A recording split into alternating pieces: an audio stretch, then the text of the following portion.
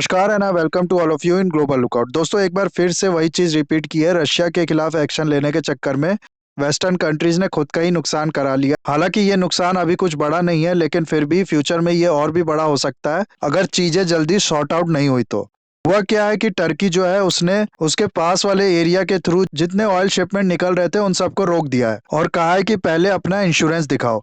अब इसमें एक शिप इंडिया को भी आ रहा था और वो भी डिले हो गया और कुछ दिन से वहीं रुका हुआ है। ज्यादातर इसमें जो शिप थे वो यूरोप जा रहे थे इसके बाद यूरोप जो है वो टर्की को मनाने में लग गया है कि अपना वो जो एक्शन है टर्की वो दोबारा रिकंसिडर करे, और इसकी वजह से जो ये स्ट्रेट ऑफ बॉस्फोरस में जाम लग गया है जहां टर्की ने इन बोट्स को रोका है उसको क्लियर करे।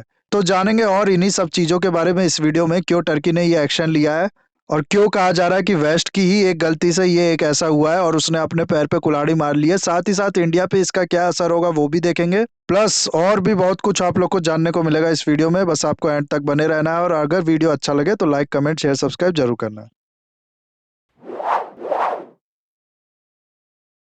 तो हुआ क्या है कि अब तक टोटल 30 ऑयल टैंकर को ऐसा बताया जा रहा है कि रोक दिया है टर्की ने बॉस्फोरस स्ट्रेट के पास, और इन ऑयल टैंकर की वजह से पूरा जाम लग गया एक तरीके से इस एरिया में। पहले तो आप लोग मैप को देखो जो कि आपको एग्जाम में भी हेल्प करेगा। इंडिया के नॉर्थ वेस्ट में जब आप लोग जाओगे तो आपको मिलेगा मेडिटेरियन सी, और यहाँ पर इससे थोड़ा ऊपर मिलेगा आपको एजियन सी।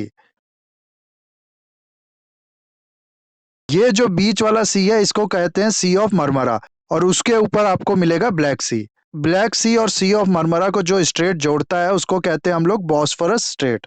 स्ट्रेट आप लोग को पता ही होगा, दो वाटर बॉडीज को मिलाने वाला पतला सा नैरो पासेज जो होता है उसको कहते हैं। जैसा कि यहाँ पर ब्लैक सी और सी ऑफ मरमरा है ना, तो इन दोनों को यहाँ पर एक वाटर वे है जो मिलाता है और इसी को कहते हैं बॉस्फोरस स्ट्रेट।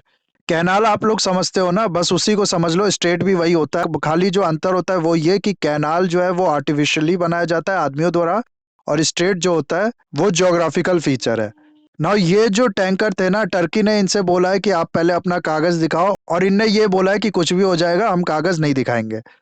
नहीं, मजाक कर रहा हूँ, ऐसा कुछ नहीं हुआ है। दरअसल थोड़ा बहुत ऐसा ही हुआ है। होता क्या है कि ये जो ऑयल की शिपिंग होती है ना एक कंट्री से दूसरी कंट्री तक, ये बहुत कॉस्टली काम होता है। ये एक बार में जो ऑयल शिप होता है ये बहुत ज्यादा हाई वैल्यू का होता है, प्लस ट्रांसपोर्टेशन का भी कॉस्ट इन्वॉल्व होता है, तो बहुत ही ज्यादा कॉस्टली काम होता है ये पूरा। ऐसे में अब इसको लेके काफी ज्यादा कंसर्न भी होते हैं कि क्या हो अगर कोई पायरेट्स इस पे अटैक कर दे, या पूरी की पूरी शिप ही गायब हो जाए, या कुछ भी हो जाए किसी भी वजह से ये जो डेस्टिनेशन पॉइंट है इसका वहां तक ये नहीं पहुंच पाता है, तो इसका जो खर्चा होगा वो कौन उठाएगा। इस तरीके के 50 कंसर्न होते हैं इस चीज से जुड़े हुए। ऐसे में फिर रोल आता है इसको इंश्योरेंस देने वाली कंपनी का, जो कि जिम्मेदारी उठाती है कि अगर ऐसा कुछ होता है तो खर्चा सारा हमारा होगा। नाउ ऐसा ही एक कंसर्न है इस चीज को लेके ऑयल स्पिलेज का।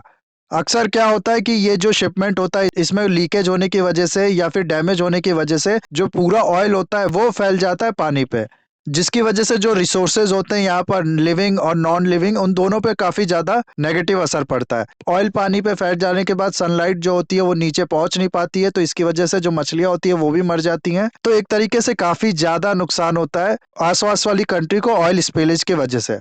फिर इसको साफ करने का भी खर्चा होता है, तो यही ऑब्जेक्शन उठाया टर्की ने। टर्की ने बोला है कि क्योंकि G7 कंट्रीज ने रशियन ऑयल पे प्राइस कैपिंग लगा दी है, जिसके बाद $60 के ऊपर अगर रशिया अपना ऑयल बेच रहा है तो उसको मिलने वाला जो इंश्योरेंस है वो इनवैलिड है। अब जब इंश्योरेंस इनवैलिड है तो फिर यहाँ पर अगर ऑयल स्पेलेज हो जाता है या फिर कुछ भी हो जाता है जिसका नुकसान हम लोग को हो, तो इसकी जिम्मेदारी कौन उठाएगा। ऐसा ना हो कि हम इस शिप को यहाँ पर छोड़ दें और आगे जाके ऑयल स्पिलेज हो जाए और उसके बाद जो इंश्योरेंस कंपनी है वो हाथ खड़ा कर ले कि हमने इंश्योरेंस दिया था लेकिन ये जो इंश्योरेंस है ये इनवैलिड हो गया, इसलिए इसको रिक्लेम नहीं किया जा सकता। और क्यों ये इनवैलिड हो गया, क्योंकि रशिया ने $60 से ऊपर अपना ऑयल बेचा है। एक और चीज यहाँ पर यह है कि आपके मन में हो सकता है ये सवाल आ रहा हो कि ये जो सारे शिपमेंट है ये रशिया से ही जा रहे थे। देखो, बिल्कुल भी ऐसा नहीं है। ये जो 30 शिप थे ना इसमें से सिर्फ एक ही रशिया से आ रहा था जो कि इंडिया को जाना था, और बाकी सारे शिप जो थे वो लेके जा रहे थे कजाकिस्तान ऑयल को। लेकिन तब टर्की ने क्यों इसे रोका। देखो क्या है ना कि ये जो कजाकिस्तान से ऑयल निकल रहा था ये पहले वो कजाकिस्तान से, यहाँ पर तो लैंडलॉक है ना, यहाँ पर तो कोई सी है नहीं, तो कजाकिस्तान से फिर पाइपलाइन के थ्रू ये जा रहा था रशिया के नोवोरोसियस्क पोर्ट पे, और फिर वहां से ये शिप में लोड होके फिर आगे जाना था। ना, क्योंकि ये जो सप्लाई है रशियन पोर्ट से ही हो रही है, तो कल को ऐसा ना हो कि ये जो इंश्योरेंस कंपनी हो वो ये भी कह दे कि क्योंकि ये रशियन पोर्ट से हुई है इसलिए हमने जो इंश्योरेंस इसे पहले दिया था वो 5 दिसंबर के बाद G7 के द्वारा प्राइस कैप लगाने के बाद इनवैलिड हो गया।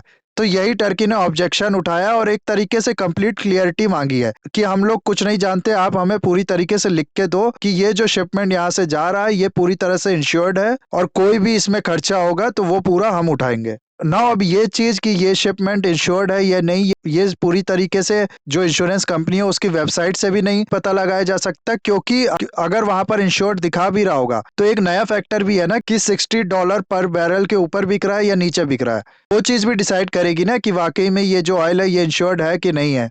इसीलिए टर्की ने पूरी तरीके से कंफर्मेशन मांगी है और जब तक वो नहीं मिल रही तब तक इनको यहाँ पर रोक दिया है ना। इंडिया पे इसके असर की बात करें तो हाल ही में एक आर्टिकल छपा है बिजनेस स्टैंडर्ड में जिसमें ये कहा गया है कि इस चीज का कोई नेगेटिव इम्पैक्ट नहीं पड़ेगा इंडिया पे, लेकिन अगर ये चीज ऐसे ही बनी रहती है काफी टाइम तक तो इसका बहुत बुरा असर पड़ेगा इंडिया पे। और इसीलिए अभी तक इंडिया ने डिप्लोमेटिक चैनल के थ्रू टर्की से बात करना शुरू नहीं किया है, लेकिन ये जो सारी डेवलपमेंट है इस पे पूरी तरीके से नजर रखी है इंडिया ने, ऐसा एक गवर्नमेंट ऑफिशियल का कहना है और ये इस आर्टिकल में बिजनेस स्टैंडर्ड के जो है इसमें बताया गया है। बाकी वेस्टर्न कंट्रीज जो है यूके वगैरह ये टर्की को मनाने में लगी है कि प्लीज ऐसा मत करो, और ये जो इंश्योरेंस कंपनी है प्रोटेक्शन एंड इंडेमनिटी इंश्योरेंस ये भी टर्की को मनाने में लग गई है कि वो अपना ये जो एक्शन है इसको रिकंसिडर करे। ये जो कंपनी है ये सबसे ज्यादा इंश्योरेंस प्रोवाइड करने वाली कंपनी है और बहुत बड़ा शेयर है इसका इस बिजनेस में। तो ये थी पूरी न्यूज गाइस, आई होप ये वीडियो आपको अच्छा लगा होगा। इसे लाइक कमेंट शेयर सब्सक्राइब जरूर कीजिएगा। That's all, have a nice day, take care.